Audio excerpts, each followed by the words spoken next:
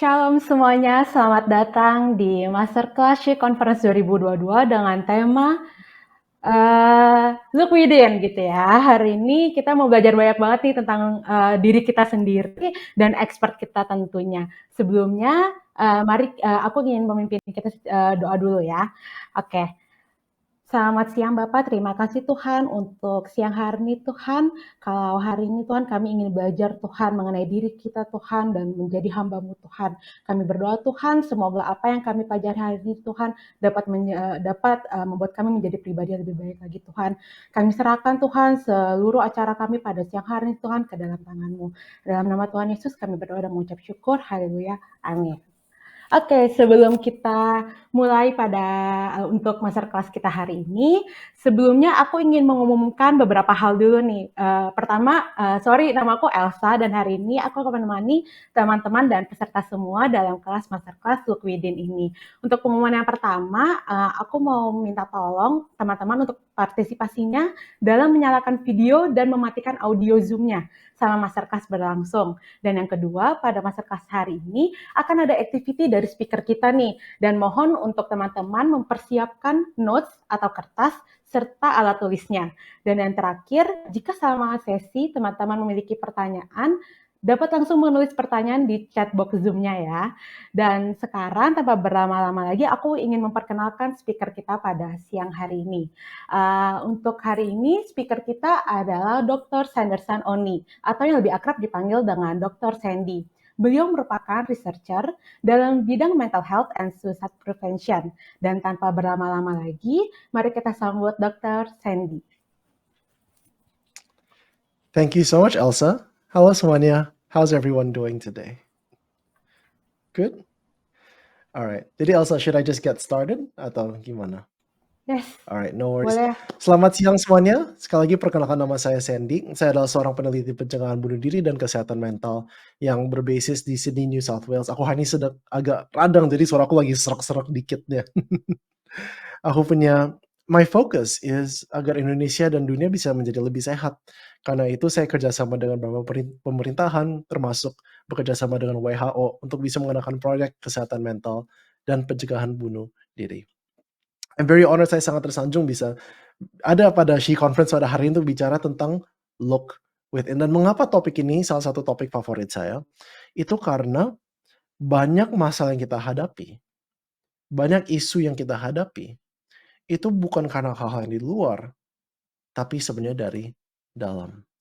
Saya mau cek dulu apakah semuanya bisa kelihatan slide-nya. Kalau kelihatan silakan kasih jempol. Jadi aku tahu bisa lihat slide-nya. Sip, kita mulai ya. Pada hari ini kita bicara tentang look within, bagaimana kita bisa stop masa lalu kita untuk bisa mempengaruhi masa kini kita dan overtake masa depan kita. Dan saya kasih warning dulu, topik ini cukup berat, tapi kita lalui sama-sama ya. Nah, pertama-tama saya ingin tanya, beberapa dari kita ada sebuah isu yang kayaknya no matter what we do, apapun yang kita lakukan kayaknya nggak kelar-kelar. Kenapa kita terus-terus insecure? Mengapa kita terus-terus membandingkan diri dengan orang lain? Mengapa kita lihat orang lain kita langsung merasa diri lebih rendah? Banyak dari kita itu seringkali ada isu, ada challenge yang kayaknya nggak kelar. Kenapa kita berantemnya sama pasangan ataupun sama orang tua ataupun sama anak hal yang sama terus. The same thing over and over and over and over again. Saya nggak tahu saudara-saudara pernah mengalami seperti ini, tapi tentunya saya pernah mengalami. Di mana ada hal-hal dalam kehidupan yang kayaknya, kok nggak kelar-kelar ya? Kok susah banget ya kita bisa resolve ini? Ini bisa berupa satu addiction. Mungkin ada yang addiction to one thing or another, kita jujur aja nih. Mungkin ada insecurity, mungkin ada yang sering marah-marah, mungkin ada yang susah, selalu terlilit dalam hutang. Ataupun mungkin ada yang susah untuk stop makan contohnya. Aku contohnya kalau misalnya udah malam-malam aku stres, jeleknya aku suka makan. Jadi bisa jam 11, jam 12, aduh pengen makan Indomie nih, lagi stres, lagi kerjanya malam. Can anybody relate to that? Maybe there is. Tapi, yang hari ini saya mau sharing adalah kalau kita punya pohon dan buahnya ada masalah, seringkali kita harus turun ke akarnya untuk bisa menyelesaikannya. Makanya saya banyak kenal orang yang kalau misalnya ada masalah dengan anak atau masalah dengan orang tua, udah ikut pemulihan, udah ikut parenting berapapun kalinya itu nggak selesai-selesai. Karena harus turun ke akarnya. Dan aku bisa sharing most of the solutions dalam isu-isu kita itu awalnya dari kita, bukan dalam mengubah kondisi. Tapi aku bisa bersaksi bahwa kalau misalnya saudara-saudara udah menguasai yang kita akan bicara pada hari ini, bisa melihat bahwa a lot of the issues yang dialami itu sebenarnya start inside, look within bukan dari luar, maka ada banyak yang bisa di-solve. Karena kunci untuk kita mengubah hidup kita itu bukan di luar melainkan dari dalam kita sendiri. So, is everybody ready? If you're ready, just type yes di chat ataupun kasih jempol.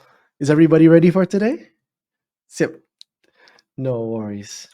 Nah, pertama kita akan belajar sedikit tentang teori psikologi yang namanya skema.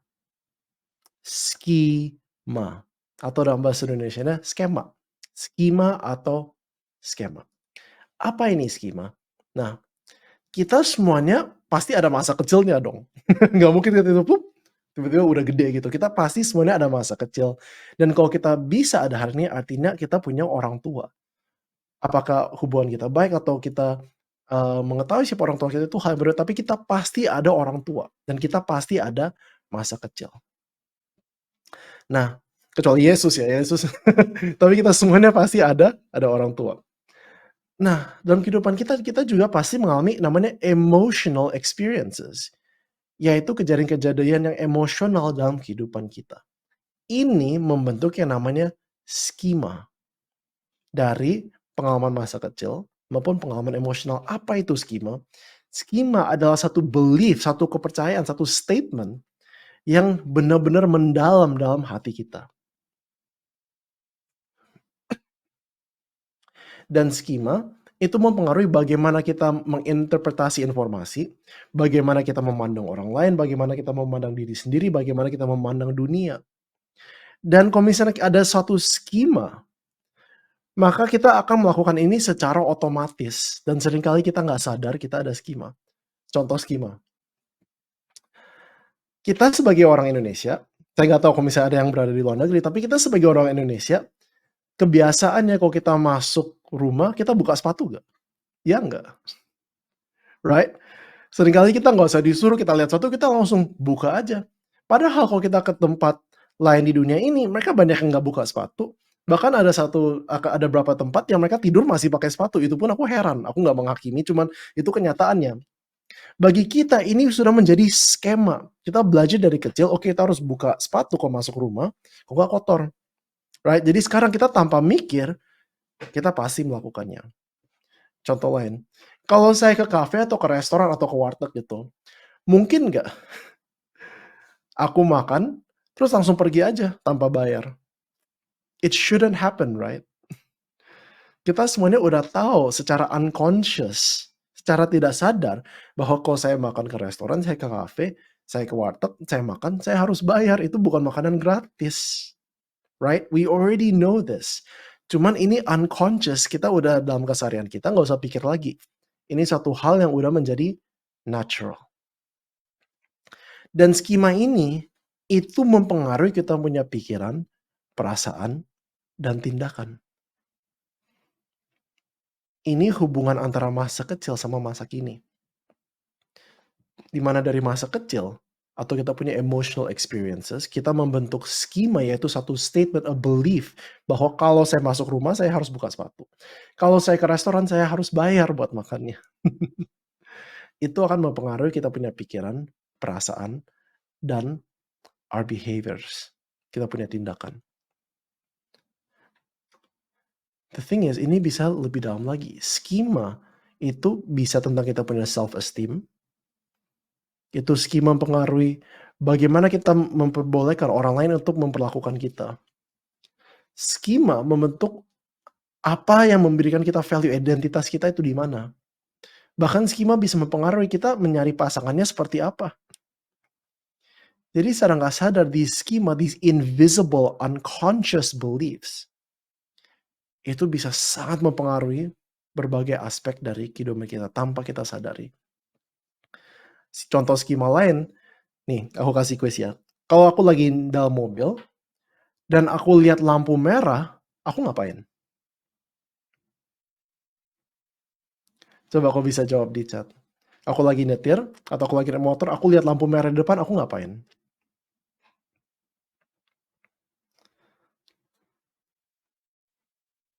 Berhenti. Exactly, atau stop. Nah, kalau kita lagi nyetir atau kita lagi naik motor atau lagi ngapain, kita nggak usah lihat, "Oh iya ya itu warna merah, merah artinya stop." Jadi aku pencet rem, udah otomatis, right? Karena itu udah menjadi bagian dari sistem otomatis kita, kita udah nggak usah mikir lagi, itu udah menjadi natural. Nah, ini baru masuk nih. Pertanyaannya, apa yang terjadi? Ingat, masa kecil itu membentuk skema, membentuk kehidupan kita sekarang kan. Apa yang terjadi kalau kita punya trauma masa kecil, atau kita punya kebutuhan-kebutuhan yang tidak terpenuhi saat kita masih kecil. Dan yang saudara akan lihat sebentar lagi, ini akan mempengaruhi, ini bagaimana masa kecil kita tanpa kita sadari, mempengaruhi seluruh aspek dari kehidupan kita. Kita masuk ke dalam topik life traps. Apa itu life traps? Life traps adalah saat kita masa kecil, kita punya kebutuhan yang tidak terpenuhi, ataupun kita mengalami masa kecil traumatik, ataupun kita mengalami trauma dalam kehidupan kita, skema tersebut itu bisa distorsi. Skema tersebut itu bisa disfungsi, skema tersebut itu bisa ada permasalahan, sehingga itu mempengaruhi kita pada hari ini, bagaimana kita berpikir, bagaimana kita bertindak, bagaimana kita merasakan. It affects everything tanpa kita sadari. Nah, mungkin kalau misalnya aku jelasin gini masih agak ngawang gitu, kita masuk ke dalam contoh yang konkret ya. Nah, contohnya, kalau dari masa kecil, anak tersebut itu nggak pernah di-acknowledge, kita nggak pernah merasa sebagai anak kecil kita nggak pernah merasa bahwa orang tua kita itu bangga sama kita. Kita nggak pernah merasa bahwa kita cukup bagi orang tua kita. Kita nggak pernah merasa bahwa we are enough gitu.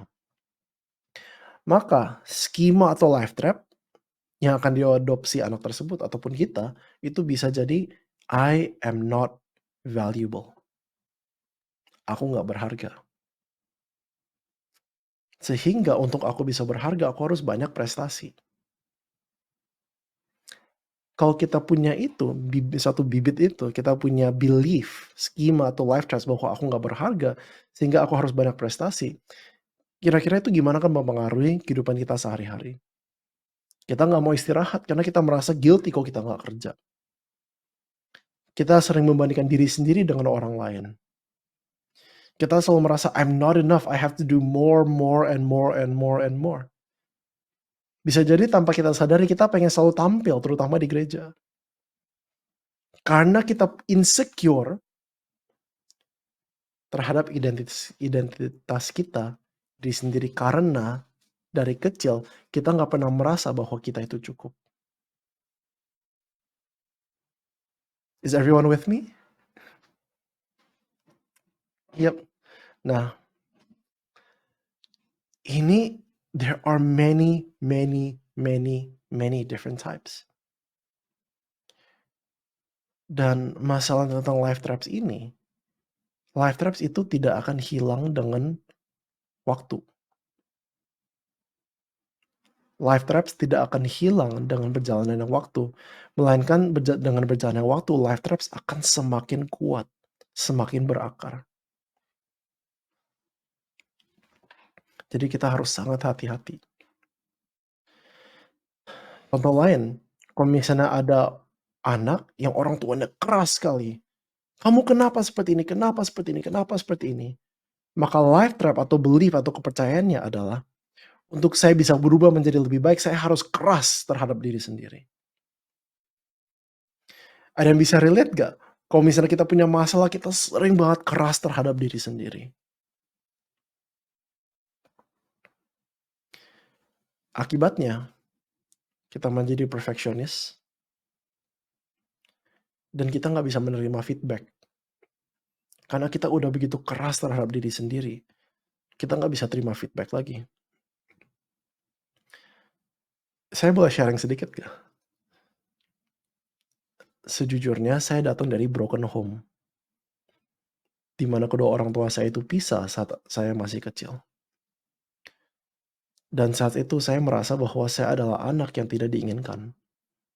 Ditambah lagi saya merasa bahwa divorce ini salahnya aku. Karena itu, my life trap, my belief adalah, Sandy, you cannot be loved. Kamu nggak bisa disayang, kamu nggak bisa dikasihin, Sandy. Toh kalau misalnya orang tua kamu aja berpisah, you couldn't do anything, artinya they don't love you. Maaf ya suara aku agak serak. Sehingga aku sangat susah untuk bisa mengasihi diri sendiri apa adanya. Aku sangat susah untuk aku lihat di cermin dan aku pikir, "You're okay," gitu, "You're good, you're enough." Malah aku sangat keras terhadap diri sendiri. Saya sangat insecure terhadap diri sendiri. Saya sering membandingkan diri sendiri sama orang lain, karena saya selalu merasa bahwa saya itu nggak cukup. Hmm, maaf. Dan ini adalah beberapa pertanda life traps. Kita nggak bisa percaya sama orang lain. Kita merasa bahwa untuk kita bisa punya, kita harus jadi orang gitu. Kita harus terus berprestasi agar kita punya identitas yang baik, bahwa kita punya nilai. Kita nggak bisa nerima feedback. Nah ini nih, salah satu ciri-ciri life traps adalah kita suka gosipin orang lain.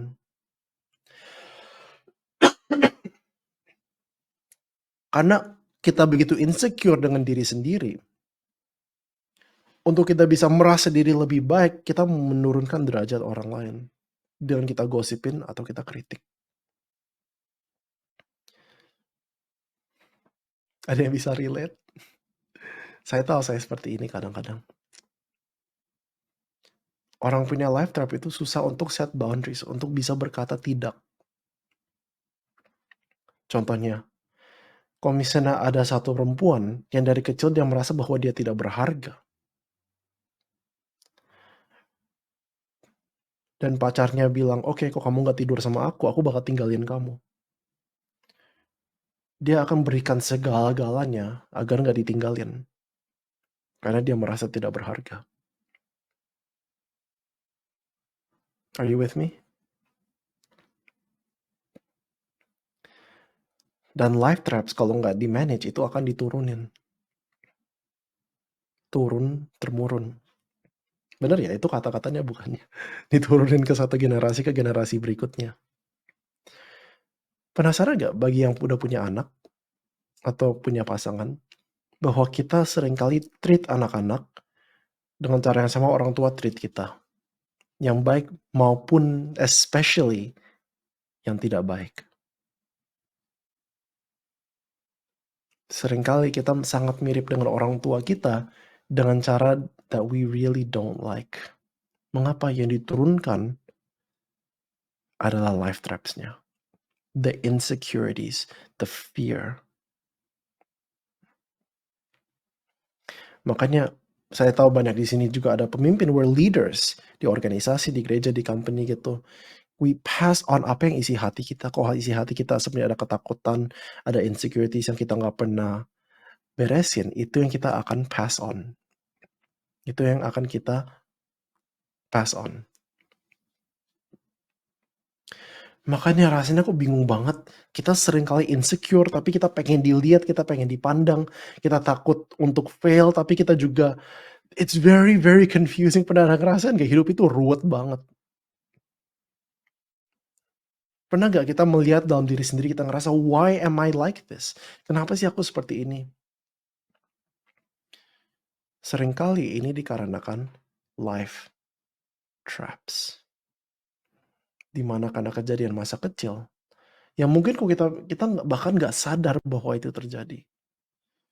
Itu menghasilkan satu kepercayaan bahwa aku nggak berharga, I'm not beautiful, I'm not valuable. Kita bisa mungkin percaya bahwa, "You know what, aku nggak bisa have a healthy relationship, aku nggak bisa me-manage uang, bahkan ada punya life traps, aku nggak bakal bisa pernah sukses." Karena saat kita masih kecil, kita punya impian dan orang tua berkata pada kita, "Udah nggak usah muluk-muluk." Sehingga sekarang kita takut untuk take opportunity, kita takut untuk ambil kesempatan, kita takut untuk bergerak ke depan. Karena life traps kita. Dan benar kan, seringkali kita nggak sadar bahwa kita punya life traps.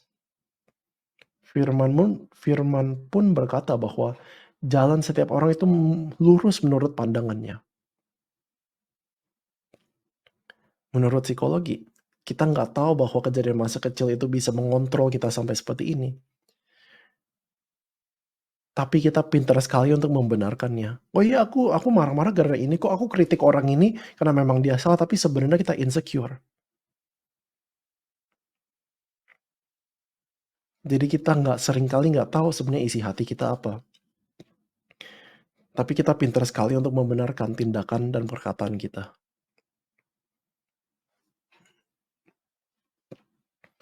Dan life traps dan skema mempengaruhi semua area dari kehidupan kita.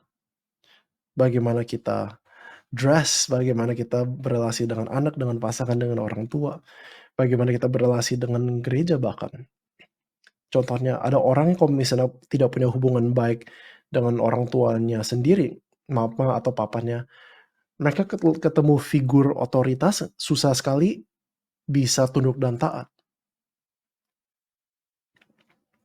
Kalau misalnya dari kecil kita diajarkan untuk nggak boleh terbuka, kita harus selalu kuat, kita harus selalu maju. Belief-nya adalah saya tidak boleh kelihatan lemah. Maka saat kita udah masuk ke small groups pun, saat kita masuk gereja pun, kita susah sekali untuk terbuka. Dan pas kita tanya, "Kamu kok nggak terbuka sih?" Kita bisa membenarkannya, "Iya, aku emang nggak suka sharing." Tanpa sadari bahwa kita punya satu luka yang menyebabkan kita sampai segitu. So far make sense nggak yang aku ngomongin hari ini? Is everyone following me? Aku jujur lagi radang, aku lagi meriang, jadi aku nggak tahu ini aku make sense atau enggak. Jadi aku harus dibantu. Oke, kita moving on ya. Sama, kalau kita mau sembuh, kalau kita mau semakin baik, kalau kita mau bertumbuh, dan kita akhirnya mau membereskan masalah dalam kehidupan kita nggak bisa cuman stay di atasnya doang, kita harus masuk ke akarnya. Tapi seringkali it's easier untuk kita cover it up. Easy untuk kita bilang, "I'm okay, I'm fine." Lebih gampang untuk saya keluar, saya pelayanan, saya bersusah payah, daripada saya duduk, saya benar-benar pikirin what is inside me, terkadang. Pelayanan bisa jadi pelarian loh, saudara-saudara. We have to go deeper.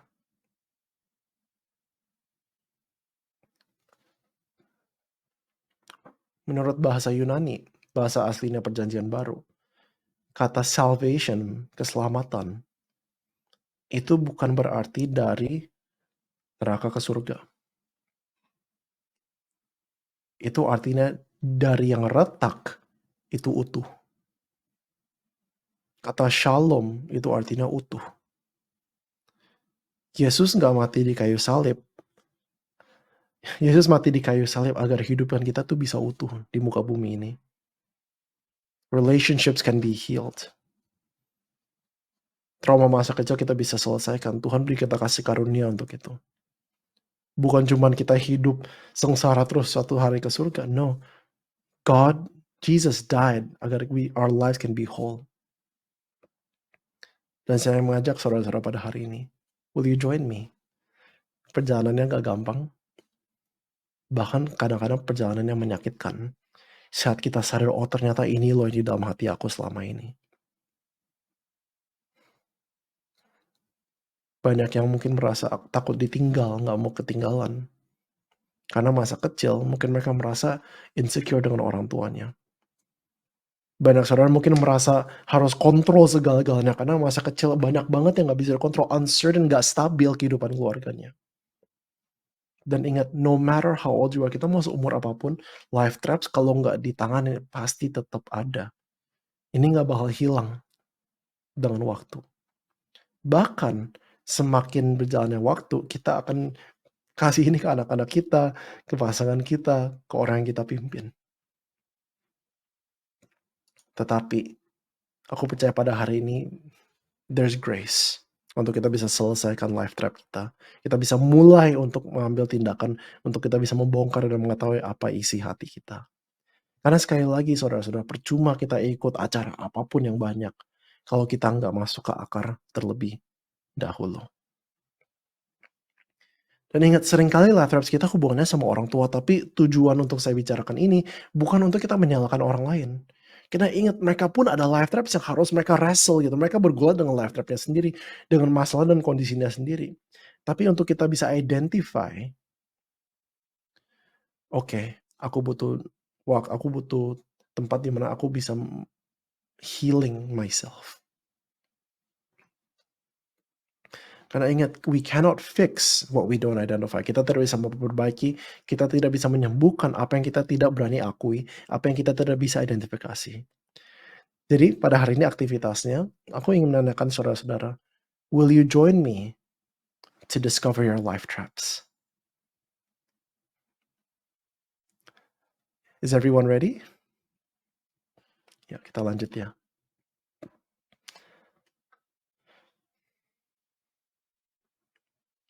So again, bagaimana kita bisa identify our life traps? Ingat, dari pengalaman masa kecil, itu membentuk skema atau life trap kita, that belief, that statement, itu mempengaruhi kita punya pikiran, perasaan, dan perlakuan. Jadi untuk kita bisa mengetahui life trap, kita balikin. Kita lihat dulu, kapan kita reaksinya lebay, kapan kita overreaction, kapan kita marah-marah tanpa alasan yang jelas. Itu menandakan bahwa ada sesuatu yang lebih dalam lagi. So, the first step is, apakah ada habitual thoughts, pemikiran yang kita terus-terus pemikiran? Apakah kita terus jealous sama orang? Apakah kita terus compare sama orang lain? Apakah kita terus merasa diri sendiri itu nggak bagus? Apakah kita selalu marah-marah terhadap diri sendiri? Apakah ada behaviors that are unhealthy, dysfunction, atau overreactions? Itu yang pertama. Kita harus cari tahu dulu apakah ada pikiran, perasaan, atau perilaku yang kita tahu tidak baik, tapi kayaknya terpaksa terus-menerus gitu. Kalau misalnya kita merasa, aku jujur aja karena ini dalam gereja kita bisa bicara apa adanya. Kalau misalnya kita ada yang merasa kesepian atau kepengen rasa love gitu, apakah kita malah tertarik melihat pornografi, that sort of thing. Karena aku tahu bahwa a lot of women nonton pornografi not because of that, tapi they want to feel loved, they want to feel wanted, they want to feel beautiful. And so apakah ada sesuatu dalam hidup saudara-saudara, yang dimana saudara tahu ini nggak baik, ini nggak bagus, tapi kenapa terus-menerus jatuhnya di tempat yang sama? Ini ada contoh lain, gimana pun kita nggak pernah kita nggak pernah get along sama salah satu orang tua kita, atau anak kita, atau saudara kita, atau pasangan kita.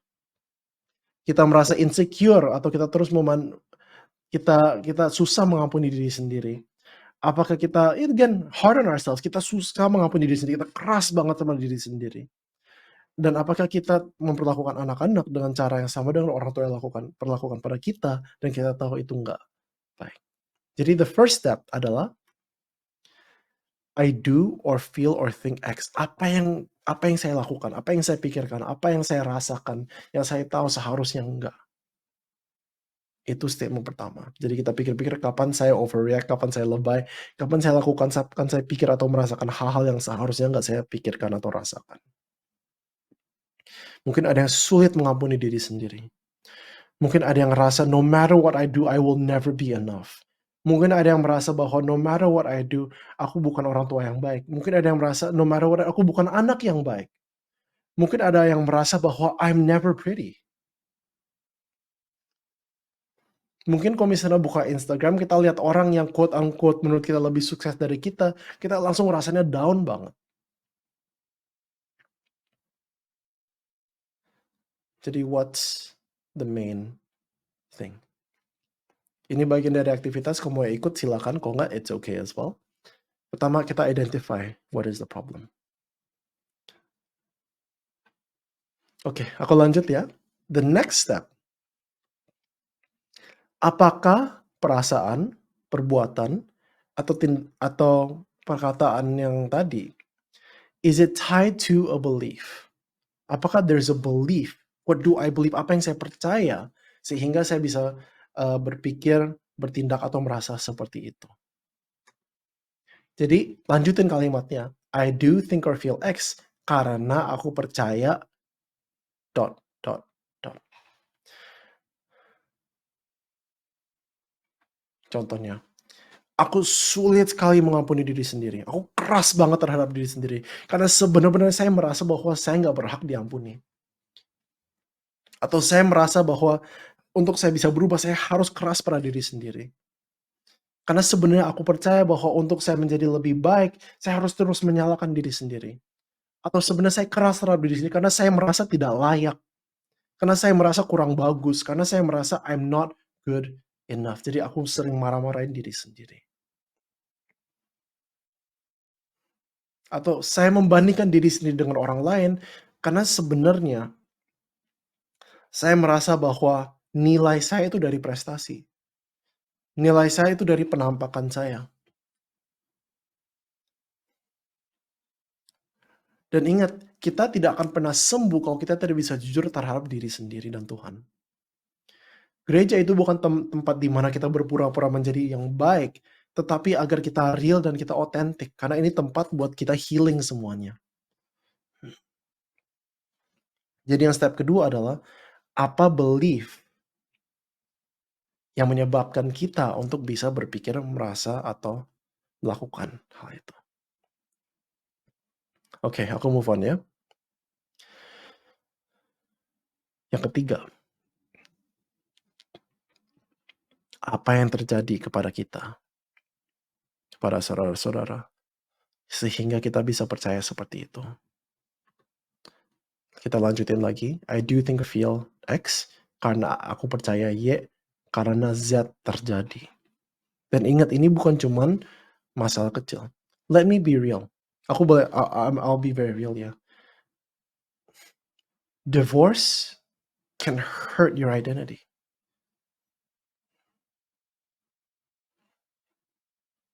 Suatu hal yang sering terjadi di Indonesia tapi sering ditutupin adalah sexual abuse. Sexual abuse happens a lot in Indonesia. Dan kalau kita nggak berani jujur tentang hal-hal tersebut di gereja, where do we talk about it? Aku pribadi dari kecil, aku selalu merasa bahwa I'm not good enough. No matter what I do, aku selalu merasa bahwa aku nggak pernah di-acknowledge aku cukup baik. Jadi sehingga aku merasa bahwa, my identity is in my achievements. Jadi aku kejar prestasi, aku bukannya kejar Tuhan. Does that make sense? Jadi what happened sehingga kita bisa percaya statement yang tadi? Aku tahu waktu kita cukup singkat, and so if you have time renungin dalam waktu masing-masing, think about it. Karena life traps ini nggak sekali jadi maupun satu orang satu loh. Biasa kita ada banyak life trap, dan ini akan butuh waktu untuk kita terus mengupas life trap dalam hidup kita masing-masing. So what do we do kalau kita sudah menemukan dan identifikasi life trap? Life traps yang chat activities tadi itu bahkan nggak usah kita lakukan diri sendiri loh. Nah, contohnya gimana kok yang ketiga tadi. Jadi yang ketiga, kita harus identify apa kejadian yang membuat kita sampai bisa pikir seperti itu. Experience-nya seperti itu. Apa yang terjadi terhadap kita, apa yang terjadi saat kita masa kecil, ataupun kita dilukai, kita disakiti, sehingga kita bisa punya kepercayaan itu, yang menyebabkan kita untuk bertindak, berpikir, atau merasa seperti itu dalam sehari-hari kita. So, what's next? Yang aktivitas tadi nggak usah dilakukan sendirian, bisa dilakukan grup, bisa dalam small group, bisa pas lagi arisan kalau mau contohnya, atau bisa lagi telepon bareng, itu nggak usah lakukan sendirian, diskusi sama-sama. Number 1, own your healing. Tidak ada orang yang bisa ambil langkah untuk sembuh selain kita diri sendiri. Kalau kita terus menyalahkan orang lain, "Iya aku gini karena ini, karena ini, karena ini, karena ini, karena ini," maka kita nggak akan pernah bisa sembuh. Kalau kita terus menyalahkan orang dan faktor lain, kita harus ambil bagian, we have to take responsibility atas disfungsi kita. Yes, saya seperti itu karena aku punya masalah, I need to change. Karena kalau kita terus menyalahkan orang lain, kita nggak akan pernah bisa sembuh. Yang kedua, seek help. Kita sebagai manusia, kita sangat bias. Seperti yang aku udah ngomongin tadi, kita sangat pintar membenarkan tindakan, perasaan, dan pikiran kita. "Oh ya, aku benar karena gini-gini." Kita butuh mentor yang bisa bantu kita. Seumur apapun, sesenior apapun, kita akan selalu perlu mentor. Nggak usah yang lebih tua, bisa sepadan, tapi orang kita bisa terbuka, dan kita menerima saat orang itu kasih feedback, maupun feedback itu menyakitkan. Kalau ketemu psikolog pun, that's okay as well. Dan ingat, there is no quick solution kalau kita mau berubah secara sustainable, kalau kita ingin meraih apa yang Tuhan Yesus udah berikan pada kita, itu nggak ada cara yang cepat. Tetapi dengan kita terus bongkar my life traps, my issues, kita healing, we get better, kita bertumbuh, lihat, your life will change. Karena percuma kita ikut seminar apapun. Contohnya, mau hubungan orang tua sama anak, kita ikut seminar parenting. Kalau kita cuma bilang, "Oh iya anak aku gini gini gini," tanpa menyadari bahwa kemungkinan anak saudara seperti itu karena suatu hal inside your heart. Change starts from inside, bukan dari luar. Tapi saat kita ambil responsibility atas pertumbuhan kita, that's when your life will change. Secara summary, kalau kita mau berubah, we have to take ownership over our lives. Kita nggak bisa salahin atau kita nyalakan, berikan tanggung jawab sama orang lain, nggak bisa.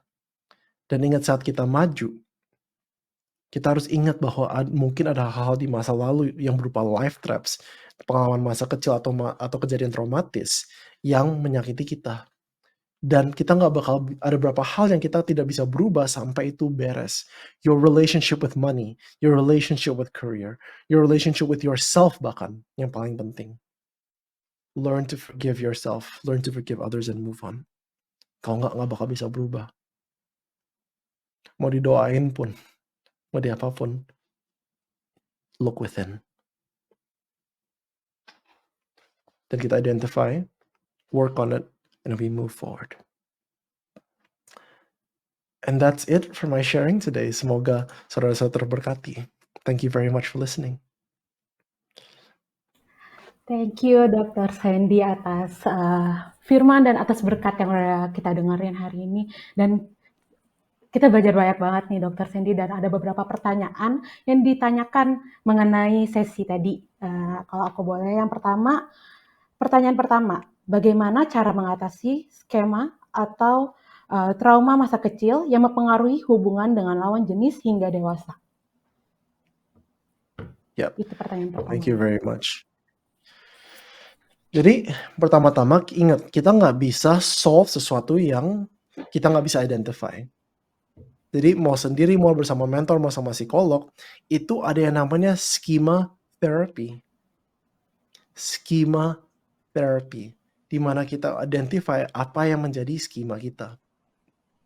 Kalau itu ada, itu kita bisa ada terapinya untuk kita bisa mengatasi hal tersebut. Tapi yang paling penting ini, kalau saya udah tahu contohnya, dalam contoh lagi, saya takut sama lawan jenis contohnya, just an example. Jadi kalau misalnya saya ngobrol sama orang lawan jenis, saya akan selalu tertutup. Karena kemungkinan saat aku kecil, aku nggak punya hubungan baik sama mama, ataupun ada teman masa kecil yang lawan jenis yang menyakiti aku. Oke? Jadi aku tertutup. Aku nggak berani terbuka. Kalau aku ngobrol sama mereka, kita berusaha dekat, aku selalu akan ghosting. Itu bahasa barunya, atau aku tiba-tiba ngilang gitu. Nggak berani dekat, I'm afraid of relationship. Kalau aku udah tahu bahwa aku seperti itu, apa yang saya lakukan? Saya lakukan sebaliknya. Oke, aku tahu bahwa ini bukan aku sebenarnya, ini adalah life traps yang membuat aku takut. Aku akan berusaha terbuka, aku akan berusaha untuk bisa trusting, aku akan berusaha take a chance, of course dengan batasan yang sehat. Jadi kalau kita udah tahu life trap kita apa, kita bisa tahu, oke ini aku beneran pikiran aku atau ini life trap yang coba buat aku pikiran kayak gini. Ini aku ini life trap aku bukannya yang bikin aku seperti ini. And we do it differently. Tapi ingat, menurut aku dalam healing yang paling penting adalah komunitas. Yesus tidak menciptakan kita untuk hidup seorang diri aja. Bukan dalam konteks, aku nggak ngomongin dalam konteks pernikahan loh. Aku mau ngomong dalam pertama-tama dalam konteks komunitas. Karena tidak semua orang terpanggil untuk menikah, tetapi semua orang terpanggil untuk masuk ke dalam komunitas. Jadi we have to have that relationship. Yeah, that's how we work through it. Seperti itu, Elsa. Thank you, Dr. Sandy. Semoga menjawab ya pertanyaannya. Dan kita masuk ke pertanyaan kedua nih, Dr. Sandy. Yang pertanyaan kedua adalah, gimana caranya buat menghilangkan perasaan papa mama selalu belain adik kalau lagi ada masalah? Aku tahu mereka sebenarnya nggak pilih kasih, dan perasaan ini salah. Aku juga udah ngomong ini ke orang tua dan dedeku. Tapi kadang perasaan ini suka muncul kalau lagi ada masalah sama keluarga, apalagi sama adik. Itu Yep, pertanyaannya. thank you Elsa. Jadi seringkali ini terjadi karena ada kejadian masa lalu di mana kita betul-betul disakiti, kita merasa sakit sehingga kita defensif. Kita merasa bahwa oke, artinya mereka selalu bela adik, nggak pernah bela saya. So, what do you do?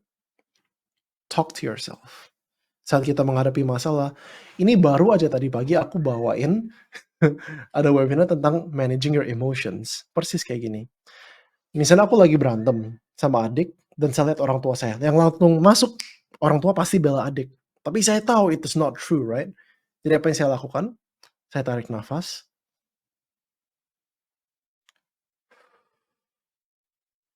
Saya stop dulu. Mengapa? Kalau saya udah emosian, bagian otak yang untuk berpikir jernih, untuk mencari solusi, untuk kita bisa ada resolusi yang baik, itu sebenarnya shuts down. Jadi kalau saya sedang beremosi, sebenarnya bagian otak saya yang penting untuk menyelesaikan masalah ini itu sedang nggak berfungsi. Jadi we stop, we calm down, dan bilang, oke, aku tahu ini hanya life trap aku. Aku tahu ini hanya perasaan aku.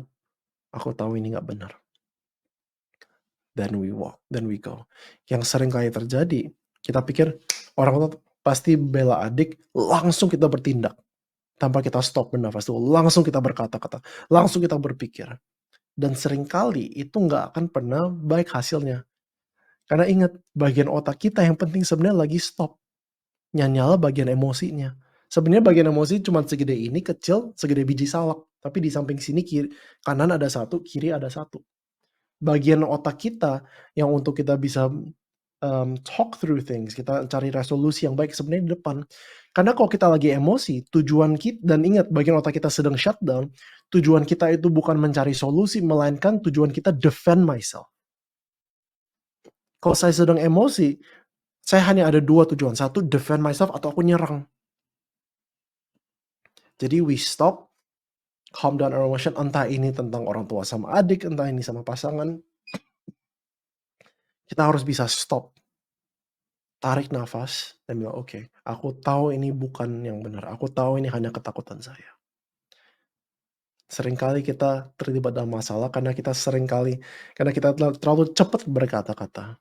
Ingat, firman berkata, slow to speak, slow to anger. Jangan cepat-cepat ngomong, jangan cepat-cepat marah. Kenapa? Karena kita cepat marah dan kita ngomong, yang keluar, again, kita defensif atau kita nyerang orang lain. Bukan untuk menyelesaikan masalah. For any life trap you have, ini bisa dipraktekkan. Ya, seperti itu, Elsa. Oke, bagus banget ya, pertanyaannya dan kita masuk ke pertanyaan terakhir nih Dokter Fendi, dan ini pertanyaan yang cukup menarik juga. Pertanyaannya adalah bagaimana cara mendidik anak yang punya problem, seperti tidak disiplin atau malas belajar, tanpa membuat dia merasa tidak berharga. Karena kalau tidak dimarahin juga takutnya terbawa sampai dewasa, sikap malas dan tidak disiplinnya. Tapi takut juga dia merasa not good enough atau tidak berharga. Apalagi anak zaman sekarang banyak yang berkedok mental health dan lain-lain. Jadi tidak bisa menerima teguran. Yeah, absolutely. This is a multi-layered question. Jadi ada banyak aspek di dalam sana. Yang pertama dari sisi orang tua, ingat, kita nggak boleh marah saat kadang marah. Aneh kan rasanya? Tapi kalau kita marahin anak saat kita sedang emosi, yang keluar kita nggak bisa kontrol. Jadi jangan tunggu meledak dulu baru kita keluarin, kan anak bisa bedain loh. Kalau misalnya dimarahin orang tua karena orang tuanya sayang atau karena orang tuanya lagi luapkan emosi. Itu beda sekali keluarnya. Jadi yang pertama-tama kalau lagi negur, calm down. Number two, jangan takut untuk disiplin anak. Karena bahkan firman berkata bahwa Tuhan menghajar anak yang dikasihinya. The biggest lesson, pelajaran yang paling baik yang orang tua bisa berikan kepada adalah tindakan mereka ada konsekuensinya. Contohnya, misalnya kita ambil random name nih. Si David gitu. Ini just a random name. Misalnya kita punya anak namanya David. Dan David kalau misalnya abis main, suka nggak beresin. Lalu kita bilang, oke David, kalau misalnya kamu nggak beresin, nanti kamu nggak dapat snack sorenya pulang sekolah. Udah pagi dia bangun, dia cepet-cepet ke sekolah, dia lupa beresin mainannya. Dia udah takut pas sampai rumah, dia lihat apa yang dia ketemuin, mainannya udah diberesin semua sama ada snack di meja. Kira-kira David ada belajar sesuatu gak dari kejadian tersebut?